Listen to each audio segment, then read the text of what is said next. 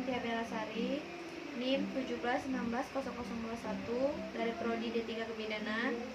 Baiklah, pada kesempatan kali ini saya akan memohon izin kepada Ibu Hajaratna Astuti Siregar, SKM MK selaku penguji 1, Ibu Meriska Rizky, SSTMK selaku penguji 2, dan Ibu Turyani, SSTMK selaku penguji 3. Baiklah, di sini saya langsung saja akan memaparkan materi saya yang berjudul Asuhan Kebidanan Komprehensif pada Nyonya S, usia 23 tahun dengan kekurangan energi kronik di BPM tipe Anggela SST. Tinjauan kasus persalinan.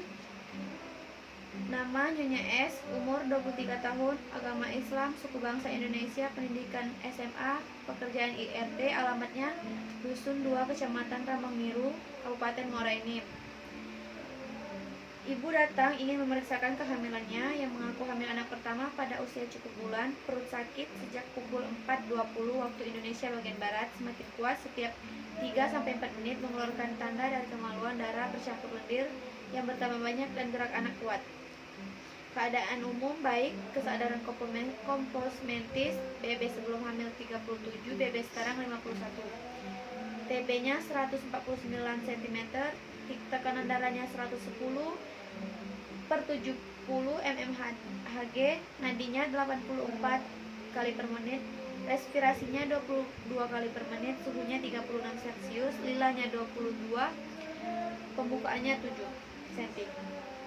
Nyonya S, umur 23 tahun, G1 P0A0, usia kehamilan 39 minggu, janin tunggal hidup, intrauterin, presentasi kepala, keadaan jalan lahir baik, keadaan ibu dan janin baik, infartu kala 1 pas aktif.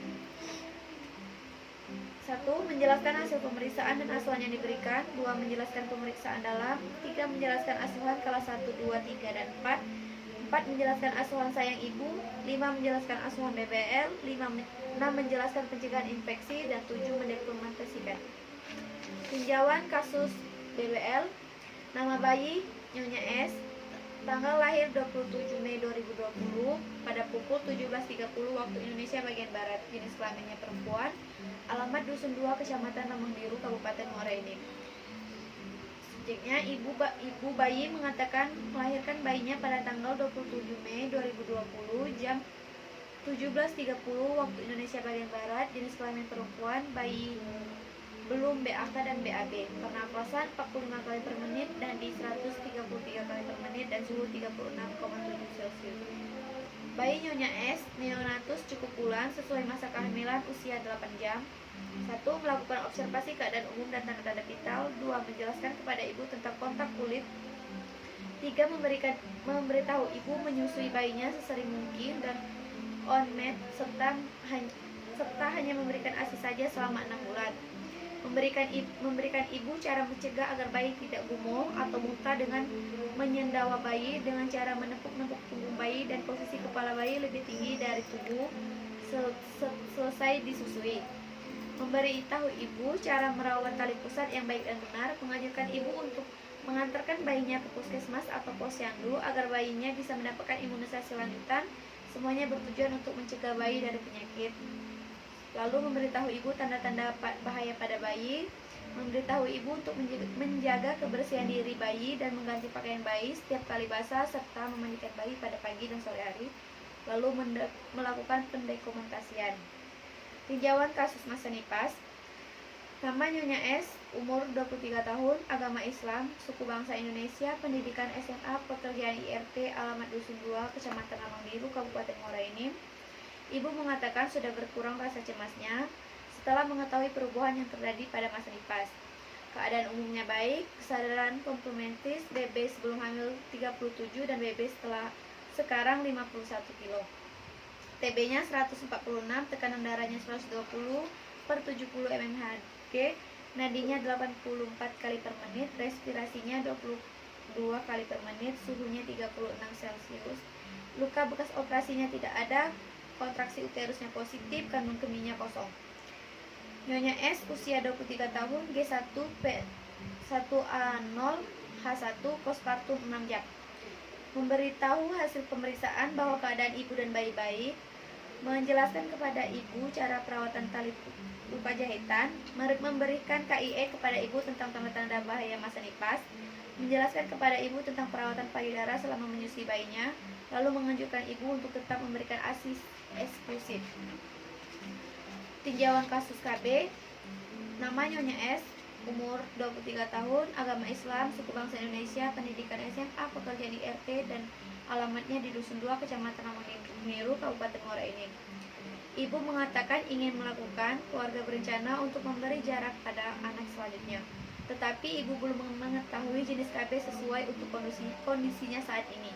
Keadaan umumnya baik, kesadarannya kompomentis, BB-nya sekarang 56, TB-nya 140 cm, tekanan darahnya 120/70 mmHg, nadinya 84 kali per menit, respirasi 22 kali per menit, dan suhunya 36 derajat Celcius.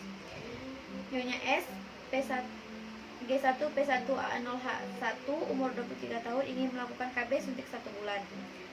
Yang pertama, memberitahu ibu tentang hasil pemeriksaannya, memberitahu ibu tentang KB suntik 1 bulan, menyiapkan alat dan obat untuk suntikan KB 1 bulan seperti itu, lalu memberikan tindakan yang akan diberikan, memberikan ibu KB suntik 1 bulan pada sepertiga bagian dari spina ischiadica anterior superior ke tulang ekor secara IM, lalu mendokumentasikan hasil pemeriksaan dan mencatat suntik ulang pada tanggal yang sudah diberitahukan kepada ibu. Pembahasan kehamilan, tekanan darahnya 120/80 mmHg, suhu 36, nadinya 108 kali per menit, pernapasannya 20 kali per menit, lilanya 20 cm. Hal ini menunjukkan bahwa adanya kesenjangan antara teori kasus, yaitu menurut Kemenkes RI mengatakan bahwa lila normal pada ibu hamil adalah 23,5. Oleh karena itu, pada kasus Nyonya S ini tergolong kategori cake. Risiko ibu hamil cake antara lain anemia, perdarahan, dan infeksi.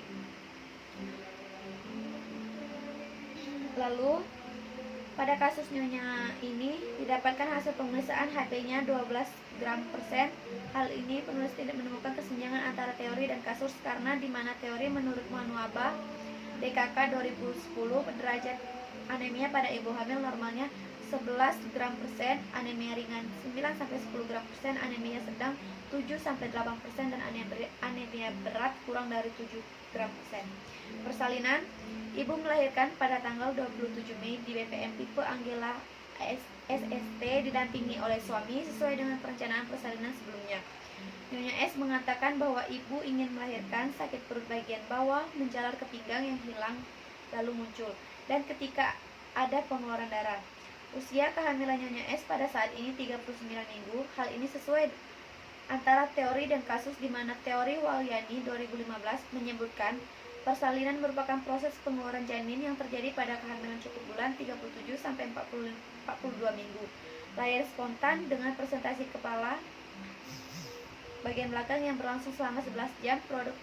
Produk konsepsi dikeluarkan sebagai akibat kontraksi teratur, sering, dan kuat. Pada persalinan dilakukan pengkajian objektif pada tanggal 27 Mei 2020 jam 6 waktu Indonesia Barat setelah ibu bersalin jam 17.30 dengan normal dan jenis kelamin bayi perempuan. Penulisan mendiagnosa Nyonya S G1 P1A0H1 39 minggu, janin tunggal hidup, intrauterin, letak kepala, keadaan ibu dan janin baik.